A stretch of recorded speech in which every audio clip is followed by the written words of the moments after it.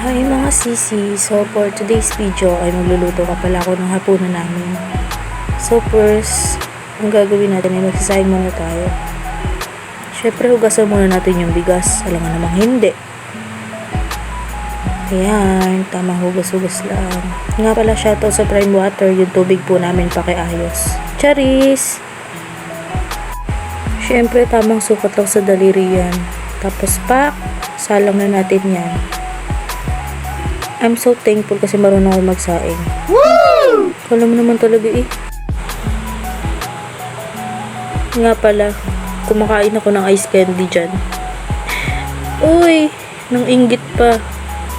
Kasi sabi nila, pag daw magaang lalamunan, kumain ka lang daw ng malamig. Ayun, nagtry ako.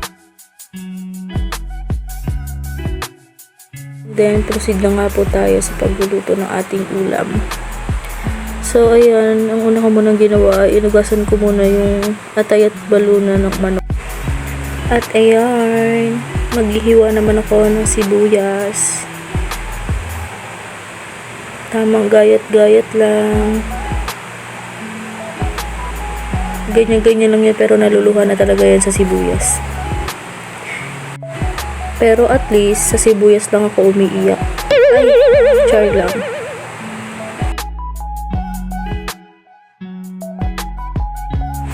Nga pala, pagpasensyal nyo na ang aking boses dahil namamaga pa rin ang aking lalamunans. Ayan, hiniwa-hiwa ko na rin pala ang atay at balunan ng manok. Hiniwa ko lang siya ng maliliit para pag niluto ay madaling lumambot. Kasi pag isa lang naman yung gagawin ko dito sa lulutuin ko. Fast forward na ka natin, napakabagal maghiwa eh. Ay! Nga pala yung nabili naming gulay dyan ay yung nakabalot na sa plastic. Mga sisi, tapos na akong maghiwa. Kukunin naman natin ang ating mahiwagang kawali. Mahiwaga yarn. And then, proceed naman tayo sa ating pagluluto. Balaman muna natin ang ating kawali guys. Para sure na malinis. Ayan, magsasalang na tayo. So, ayan, nakasalang na ang ating kawali. Nga pala, naubusan nga pala ng oil dyan. Magpapabili sana ako kasi sarado na yung tindahan.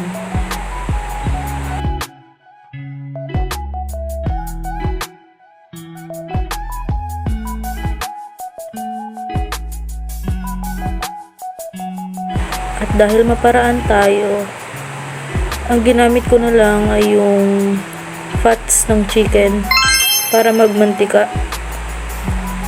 Yun na lang yung magsisilbing oil natin ngayong gabi.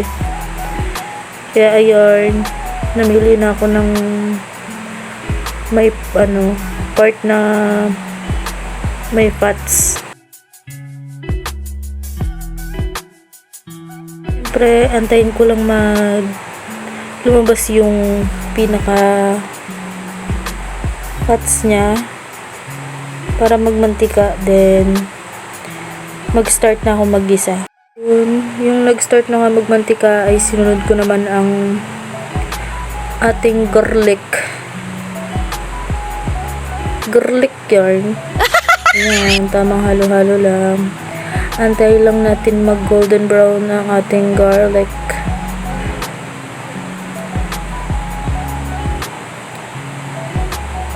And then, saute the garlic and onions. Uy! Grabe yun. At ayan nga guys.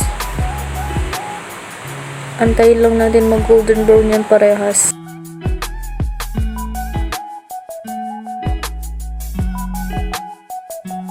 Hanggang sa lumabas yung aroma ng ating garlic at onion. And after few minutes, i-add naman natin ang ating atay at balunan.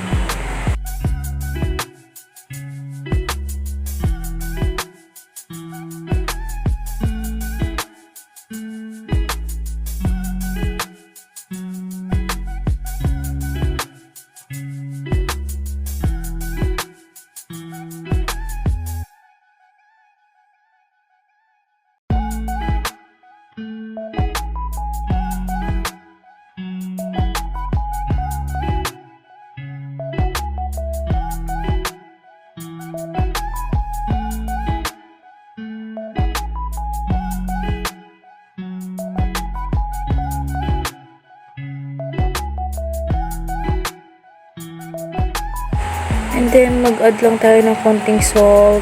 Konting-konti lang kasi nalagay pa tayo ng more cubes.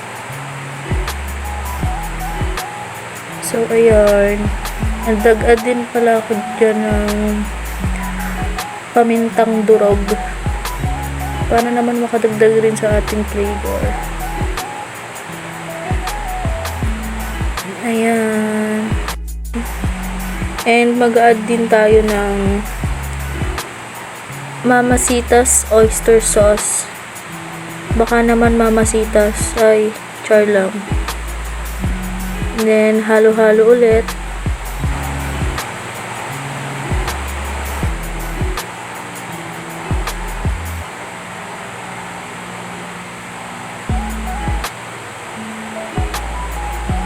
Then, sunod naman natin ang ating beans.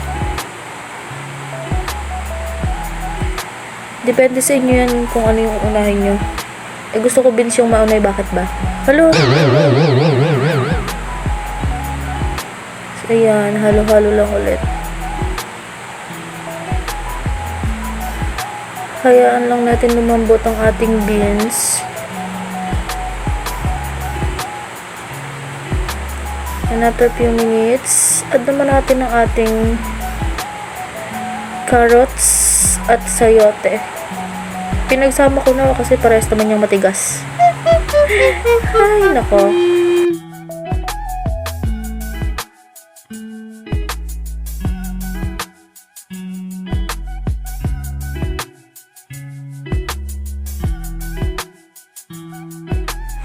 Then, hayaan lang natin lumambot ang ating carrots at sayote.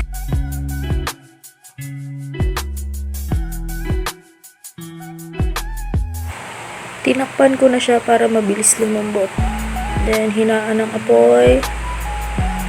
So, hayaan muna natin lumambot ang ating mga gulay bago natin i-add ang ating repolyo kasi bilis lang naman maluto ang repolyo.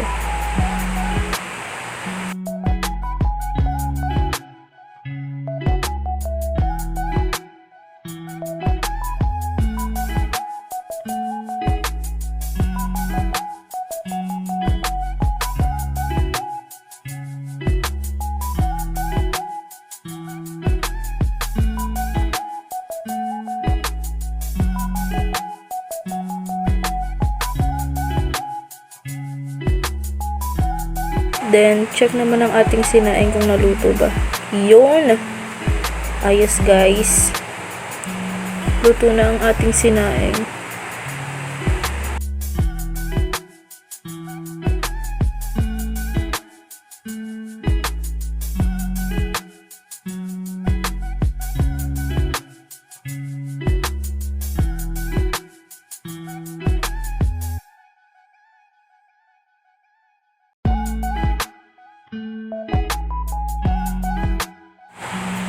And lastly, add na natin ang ating cabbage. Wow, English!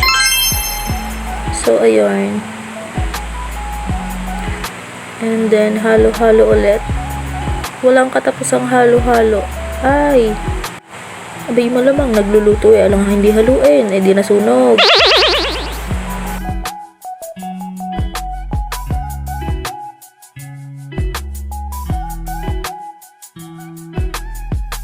So, ayun, luto na ang ating ulam for today.